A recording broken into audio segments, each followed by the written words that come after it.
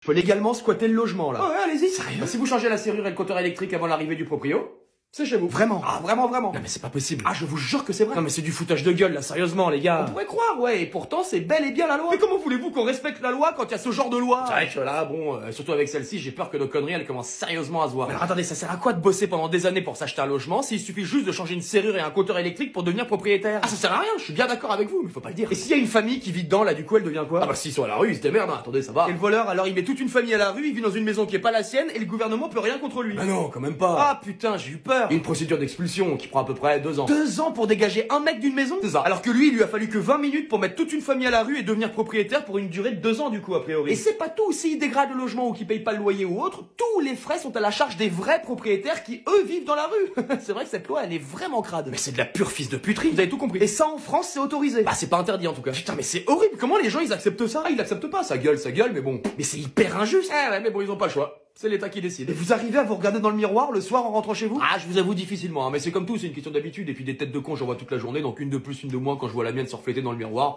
ça me fait plus grand chose. Donc là bah s'il y a personne, bienvenue chez vous. Mais c'est chez qui à la base? Mais on s'en fout s'ils sont pas là, je vous ai donné la recette, après c'est à vous de voir, hein. Tenez, il y a un pied de biche à côté là pour vous aider à défoncer la porte. J'arrive pas à y croire.